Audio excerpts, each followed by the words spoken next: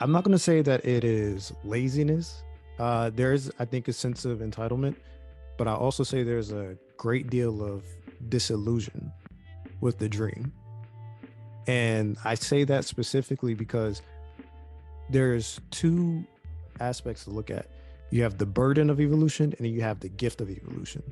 And for a immigrant, when you're coming over, you have the chance, and I don't want to speak from first perspective because I'm a native here.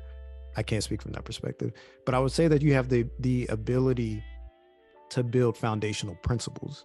And I think with every family, every business, every generation, foundational principles are always going to be the same.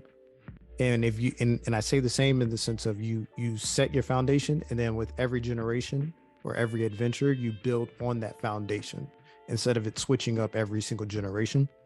And so I would say that coming to America, from the sense of it, it sounds like you have the gift of evolution. You have that fresh start where you're able to build these foundational principles, whether it be, your dad not working the job he wants to work, but working the job he has to work to fund his entrepreneurial adventures. And he gets to communicate from a perspective of like, yes, this isn't what I want to do, but this is what I have to do. And it is a beautiful example for, you gentlemen to see and then build off of that. And I would consider that the gift of evolution.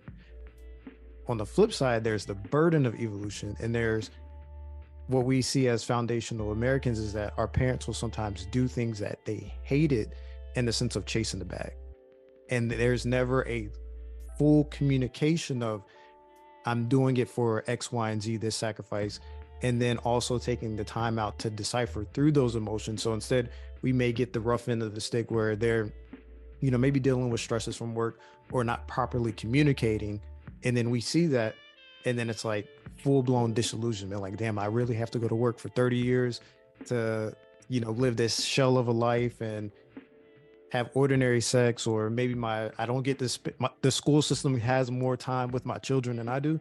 So I think it's more so a disillusionment and us not knowing where to go. So